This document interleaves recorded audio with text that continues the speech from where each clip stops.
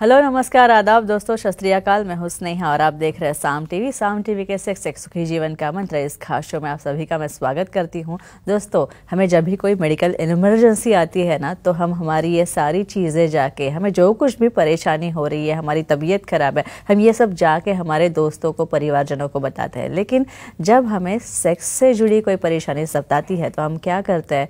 हम ऐसा नहीं कर पाते क्योंकि हमें बहुत घबराहट महसूस होती है, हिचकिचाहट महसूस होती है कि कोई हमारा मजाक ना उड़ा दे, कोई हमें कुछ कह ना दे। लेकिन अब इस सब की ज़रूरत नहीं है क्योंकि डॉक्टर विजय दहीफले आपके साथ है, जो कि आपकी सेक्स से जुड़े सारे सवालों का जवाब बहुत ही आसान और सरल तरीके से देंगे। तो आइए शुरुआत करने से पहले जानते हैं डॉक्टर विजय दहीफले जी के बारे में। डॉक्टर विजय दहीफले एक जाने माने सेक्सोलॉजिस्ट, यूरोलॉजिस्ट और एंड्रोलॉजिस्ट है। डॉक्टर विजय दहीफले जी के क्लिनिक संभाजी नगर, हैदराबाद, दिल्ली में द्वारका, पुणे तथा नवी मुंबई में नेरुल, खारघर मेडिकोर हॉस्पिटल, थाने, दादर, अंधेरी, कल्याण, नासिक, नागपुर, अहमदाबाद और दुबई में भी है। डॉक्टर दहीफले जी का भारत तथा अन्य देशों में कॉन्फ्रेंसेस और सेमिनार्स के लिए हमेशा आना जाना रहता है, जिनके माध्यम से डॉक्टर विजय दहीफले सेक्स संबंधी सभी समस्याओं पर सलाह एवं मार्गदर्शन करते हैं। तो हमारे खास इस शो के खास मेहमान डॉक्टर विजय दहीफले, जो कि सेक्सोलॉजिस्ट, यूरोलॉजिस्ट और एंड्रोलॉजिस्ट है, हमारे साम टीवी के स्टूडियो में मौजूद है, जो आपकी सारे सेक्स संबंधी समस्याओं का समाधान करेंगे। तो आइए उनका स्वागत करते हैं। डॉक्टर साहब, स्वागत आपका। नमस्ते। सबसे पहले हम जानेंगे कि सेक्स और काफ़ी सारे डिसीज़ जो है, इस डिसीज़ को प्रिवेंट करने में या फिर इससे उभरने में हमें सेक्स किस प्रकार मददगार साबित हो सकता है। तो डॉक्टर साहब, प्रोस्टेट कैंसर जो होता है, इसमें सेक्स का क्या रोल होता है? देखो, समझो हमारे लोग समझो ये बेनिफिट समझेंगे तो डेफिनेटली मुझे तो कहना है कि आज ये सुनने के बाद भी अपने खुद में बदलाव करना बहुत जरूरी है। हर एक चीज दवा से अच्छी नहीं होती। यहाँ पे आपका फिटनेस, आपकी मेंटालिटी भी लगती है। बहुत बार क्या होता है, आपकी उम्र बढ़ गई, आपका प्रोस्टेट बढ़ गया और मुझे कैंसर हो गया, नाम ही सुन लिया तो आप एकदम डाउन हो जाते हो। जो लोग सेक्सुअल में एक्टिव है, समझो हफ्ते में 2 या 3 बार अपने पार्टनर की कंसेंट लेके एक्टिविटी करते हुए, या जिसके ऊपर एक स्टडी हुई है वहाँ पे यूएसए में कि जहाँ पे 100 लोगों का एक ग्रुप है जिसके अंदर 21 बार जिसका इजैकुलेशन होता है, यानी वीर्यस्खलन होता है, ऐसे लोगों में प्रोस्टेट कैंसर होने के चांसेस 50% डाउन हुए हैं। और ऐसे केसेस में सिर्फ बिनाइन एनलार्जमेंट, बहुत बार क्या है, कैंसर तो बाद में आ गया, जो प्रोस्टेट बड़ा होके वहाँ पे यूरिन बंद होने के बाद कुछ लोगों को उसके मेडिसिन लगते हैं या कुछ एंडोस्कोपी लगती है, उससे उसको और इरेक्टाइल डिस्फंक्शन आ जाता है। तो एक ही चीज़ ध्यान में रखो, अपने नोन और ओन कंसेंटेड पार्टनर के साथ रेगुलर एक्टिविटी करो और इससे आपको ना प्रोस्टेट एनलार्जमेंट या प्रोस्टेट कैंसर होगा। एटलीस्ट कुछ हिस्ट्री भी होगी तो 50% आप उसे कम कर सकते हो, ब्लॉक कर सकते हो और आखिर तक हेल्दी लाइफस्टाइल जी सकते हो। डॉक्टर साहब, काफ़ी सारी महिलाएं हैं जिनको मेनोपॉज के वक्त काफ़ी तकलीफ होती है, काफ़ी मेंटल भी इलनेस आता है और काफ़ी शारीरिक तकलीफ भी, फिजिकल तकलीफ भी होती है। लेकिन ऐसे में मोनोपोज के बारे में बोला जाए तो मोनोपोज और सेक्स का क्या संबंध है? कोई संबंध है क्या? डेफिनेटली बहुत बहुत बढ़िया क्वेश्चन आपने पूछा है। शायद सब जो हमारी महिला दर्शक है आपको धन्यवाद दे सकते हैं क्योंकि आप रिप्रेजेंट कर रहे हो उन्हें। सबको लगता होगा ये मेंसेस आते हैं, जाते हैं, चल रहा है काम, चलने दो। ऐसा नहीं है। जब मेंसेस आते हैं ना तो क्रैम्प होता है, पेन होता है पेल्विस में और बहुत सीवियर पेन रहता है, और जब ब्लीडिंग शुरू हो जाती है तो उस वक्त भी काफ़ी पेन बढ़ता है। समझो आप एक्टिविटी रेगुलर कर रहे हो तो क्या होता है, इससे आपके पेल्विक मसल स्ट्रांग हो जाते हैं। इवन आप मेंसेस के स्टार्टिंग में पहले दिन या जब एंड होता है चौथे 5वें दिन, उस वक्त भी आप एक्ट करोगे तो उस वक्त वहाँ पे अंदर के साइनसेस कॉन्ट्रैक्ट होके मसल वो ब्लीडिंग को स्टॉप करती है, पेन कम होता है और फ्लो कम हो जाता है। बहुत बार प्री मेंसेस में हार्मोन चेंज होने की वजह से वहाँ पे क्रैम्प आते हैं, अब्डोमेन में पेन होता है, और ये एक्टिविटी से क्या होता है, वहाँ पे ऑक्सीटोसिन है, डोपामिन है, मसल रिलैक्सेंट है, न्यूरोट्रांसमीटर है, इतने अच्छे हार्मोन आते हैं। इसलिए इवन मेंसेस में होने वाला दर्द बहुत बार नॉर्मल डिलीवरी होने के लिए भी ये बहुत अच्छे से काम में आता है। डॉक्टर साहब, एक कॉल आ रहा है, जैन जी है पौंडीचेरी से, उनका कॉल लेते हैं। जैन जी, काफी लंबे से कॉल कर रहे हैं आप सवाल पूछिए आपका। नमस्ते सर। नमस्ते जी, बोलिए। जिन्हें कैंसर है उन्हें सेक्स बेनिफिट होता है क्या, बताएं। अच्छा, किसी भी प्रकार का कैंसर हो तो सेक्स से और बेनिफिट होता स्पेशली है क्या? कहता हूँ बहुत फीमेल्स में गर्भाशय का कैंसर बहुत भारी, वहाँ पे योनि की रीजन में सर्वाइकल कैंसर बहुत कॉमन है। और एक बार कैंसर हो गया ऐसा पता चला, इमेजिन करो फीमेल की पोजीशन क्या होती होगी और मेल की पोजीशन क्या होती होगी। यहाँ पे फ्रेंड्स एक ही कहता हूँ, समझो फीमेल को वहाँ पे ब्लीडिंग है, वहाँ पे दर्द है, ठीक है, उसे ट्रीटमेंट लेके हम अच्छा करते हैं, लेकिन उसे कैंसर हुआ है इसलिए मुझे हो जाएगा, ये करके आप बंद कर देते हो एक्टिविटी। इमेजिन करो वो फीमेल को क्या लगता होगा।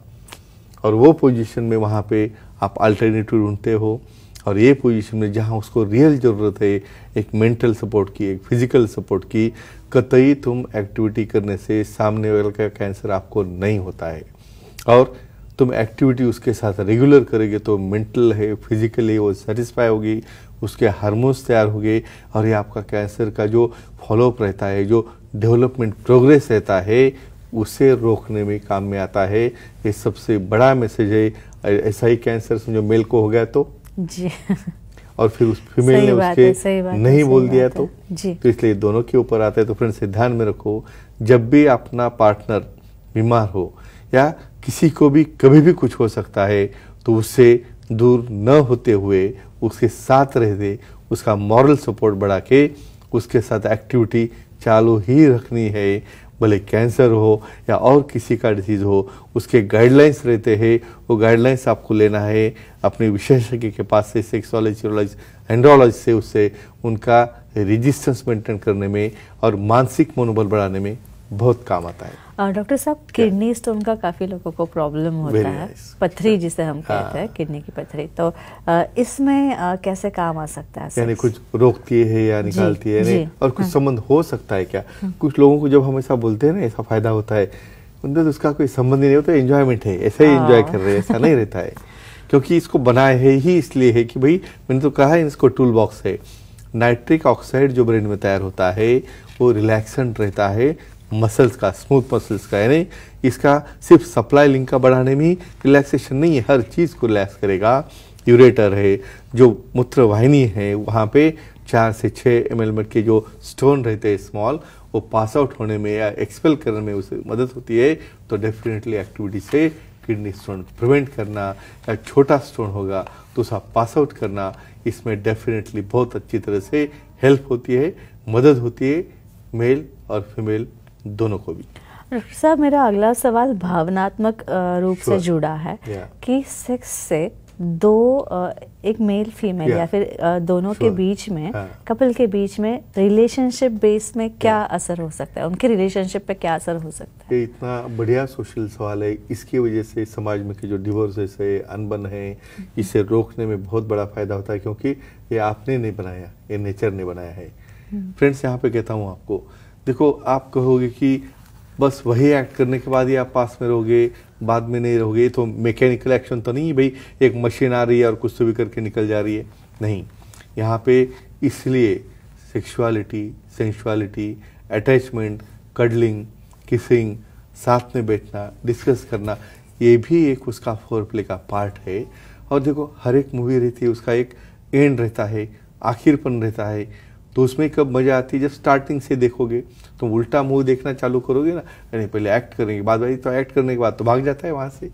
तो यहाँ पे मोस्ट इम्पॉर्टेंट है कि आप यहाँ पे समझो दोनों की सहमति लेके, एक दूसरे की भावना समझ के, एक दूसरे की परमिशन लेके एक्टिविटी करोगे, तो डेफिनेटली यहाँ पे आपके इंटीमेसी, रिलेशनशिप, ये हार्मोन्स की वजह से बढ़ती है, जिसकी वजह से ये कपल आखिर तक साथ में रहने में डेफिनेटली मदद होती है। डॉक्टर साहब, गोवा अपन जी से फोन है, मोनिका जी का उनका कॉल लेते हैं। मोनिका जी, सवाल पूछिए। Hello sir. हाँ, नमस्ते जी, बोलो। जी, जिन्हें पार्टनर नहीं है उन्हें सेक्स बेनिफिट्स के लिए क्या करना चाहिए, जानकारी दीजिए। एक लास्ट टाइम क्वेश्चन आया था कि हस्तमैथुन से सेम बेनिफिट मिलते हैं क्या, मेल का क्वेश्चन था जी। अभी जी। ये नेचुरली सिचुएशन आ सकती है कि भाई उसे पार्टनर नहीं है, या बहुत बार पार्टनर है लेकिन वो कुछ करता नहीं है, और वो इसी सिचुएशन आएगी, तो फीमेल ने क्या करना चाहिए, कैसे बेनिफिट लेने चाहिए। यहाँ पे फ्रेंड्स ये सबसे ज़्यादा आने वाला क्वेश्चन है मुझे मेरे ईमेल के ऊपर। बहुत जनों का कहना आता है सर इतने अच्छे एडवांटेज बोल रहे हो आप, इतने बड़े बेनिफिट है, इतने अच्छा है, ज़रा पार्टनर भी ला के दो ना हमें। ऐसा आता है कि नहीं? यहाँ पे आपको अपना पार्टनर जो है उसे साथ में रखने में कुछ तो भी वो आपके साथ एक इमेज है या कुछ तो भी आपके साथ क्रिएटिविटी लगती है। समझो कुछ कारणवश ऐसी सिचुएशन है जहाँ पे कि आपको डेफिनेटली ये सिचुएशन आ गई कि आपको बेनिफिट भी चाहिए, तो कैसे परफॉर्म करना है। भाई जैसे नेचुरली आपको टीयर्स आते हैं, जैसे सलाइवा आती है, वैसे बॉडी सिक्रेशन तुम रोक नहीं सकते, उसे प्लेजर देना इम्पोर्टेंट। तो ऐसे केसेस में सिर्फ पीनो वजाइनल सेक्स से ही आपको ऑर्गेजम होता है ऐसा नहीं है। यहाँ पे लीगली अलाउड हो तो बहुत बार कुछ ट्राइज रहते हैं, या बहुत बार हाइजीनिक मेथड से, बहुत बार अपने नेल्स बड़े वाले रहते हैं, वहाँ पे हाइजीन नहीं है, नेल कटिंग अच्छी नहीं है, और वहाँ पे आप मास्टरबेशन करना है, यानी वहाँ पे क्लैटरल रीजन को स्टिमुलेट करने का ट्राई करते हो, वो भी एक मेथड है। वल्वल रीजन है, जी पॉइंट है, या वहाँ पे क्लैटरल रीजन है, वहाँ पे आप साइंटिफिक मेथड से कुछ लुब्रिकेंट यूज़ करके डेफिनेटली ऑर्गेजम में जा सकते हो। लेकिन यहाँ पे सबसे इम्पॉर्टेंट अपनी पर्सनल हाइजीन, सेक्सुअल हाइजीन, ये चीज़ें मायने रखते हुए डेफिनेटली हर एक को अपना पर्सनल लाइफ एंजॉय करने का हक है। लेकिन जो अपने कल्चरल लिमिटेशन में उससे रहते हुए, या हमारे सुखी जीवन के मंत्र के बुक को तुम रेफ़र करोगे तो इसे कैसे करना है। इवन एक आधा कोई बहुत हाई पिच का म्यूज़िक भी रहेगा ना, हमने काफ़ी बार देखा है, म्यूज़िक है, स्विमिंग है, एक्सरसाइज है, कोई जिम है, योगा है, प्राणायाम है, ऐसे इतने एक्टिविटीज़ है जिससे भी आपको ऑर्गेजम मिल सकता है। लेकिन वो टेक्निक डेवलप करना बहुत इम्पोर्टेंट होता है। जी डॉक्टर साहब, जैसे जैसे उम्र बढ़ती है तो वैसे हमारा जो सेक्स लाइफ है उस पर भी चेंजेस आते हैं, तो बढ़ती उम्र सेक्स पे क्या असर करती है? डेफिनेटली बहुत बहुत इम्पोर्टेंट क्वेश्चन होता है। ऐसा कि वही पार्टनर, वही साथ में बोरिंग हो रहा है, कुछ इंटरेस्ट नहीं आ रहा है, ऐसा क्यों लगता है? इसका रीज़न ये रहता है कि आपके माइंड में सिर्फ सेक्स रहता है, इसलिए ऐसा होता है। क्योंकि देखो, आपको सेक्सुअल एक्टिविटी तो एक एंड पार्ट है, लेकिन उसके पहले उसकी अटैचमेंट है, उसका डिस्कशन है, कुछ बॉन्डिंग्स है, वो रखने के लिए हार्मोन्स लगते हैं, और हार्मोन्स तैयार होने के लिए एक अटैचमेंट है, एक बातचीत लगती है। यहाँ पे एक पार्टनर तो दूसरे को सिर्फ गाली देने में और इंसल्ट करने में लगा रहता है। ऐसे 50% मेरे पास केसेस है। कुछ दिन के बाद लगता है तो कुछ काम का ही नहीं है, बस इसका काम हो गया, बच्चे हो गए, सब हो गए, तू तेरा काम देख, मैं मेरा अलून देखती है। मैं वन साइडेड नहीं कह रहा हूँ, ऐसा मेल की तरफ से भी हो सकता है। इसलिए एक ही चीज़ कहूँगा, कुछ भी हार्मोनल चेंजेस से बदल हो गया, सेक्सोलॉजिस्ट यूरोलॉजिस्ट को दिखाओ, ट्रीटमेंट लो, हर एक चीज़ की ट्रीटमेंट है। ट्रीटमेंट लेने के बाद आप आखिर तक ये एंजॉय कर सकते हो। ये सबसे बड़ा मैसेज हम यहाँ से देना चाहते हैं। डॉक्टर साहब, एक काफ़ी फनी सवाल है मेरा कि काफ़ी लोगों को ना इवन कपल्स के बारे में भी काफ़ी एक्सपीरियंस है कि लोगों को ना स्टार्ट कैसे करें वही समझ में नहीं आता, मतलब बात छेड़े कैसे, इससे शुरुआत होती है। तो ऐसे समय क्या करें? ये सबसे इम्पोर्टेंट क्वेश्चन कहूँगा मैं, जो मैं सुखी जीवन के मंत्र के बुक में लिखता हूँ। भाई कुछ चीज़ें ऐसी रहती है, नेचुरल रहती है, जब उसको स्टार्ट करने के अब दिल में लाओगे तो स्टार्ट नहीं होती है। क्योंकि कोई बटन नहीं कि भाई अभी मैंने बटन दबाया, अभी चालू करो, बटन दबाया, खत्म हो गया। तो इसे तो कहते हैं एक लव, एक अटैचमेंट, एक बॉन्डिंग। ऐसा रखना चाहिए कि एक सांकेतिक भाषा जो बॉडी लैंग्वेज रहती है पार्टनर की, वो समझना बहुत जरूरी है। लेकिन अपने पास टाइम नहीं है। तो एक लाइन में कहता हूँ, जिसको जो पता नहीं उसे बोलता हूँ, भाई साथ में बैठो, थोड़ा सा डिस्कशन करो, कुछ मूवी या टीवी देखो, या कुछ जो पसंद है, भाई कुछ कविता है या कुछ समझो पाठ है जो उसको पसंद है, पढ़ के दिखाओ। वहाँ पे सबसे पहले अपने युगो भूल जाओ। यहाँ पे वही जो बाहर आप हो, तो वही युगो आप जो बेडरूम में लेके जाते हो, तो ये बहुत ही प्रॉब्लमेटिक रहता है। एक दूसरे के साथ अच्छा वर्तन, एक दूसरे के साथ अच्छी बातचीत, एक दूसरे को अच्छी तरह से समझना, ये करने के बाद मुझे नहीं लगता किसी को कहाँ स्टार्ट करने की ज़रूरत है। वो अपने आप स्टार्ट हो जाएंगे, आप इन्वॉल्व हो जाएंगे।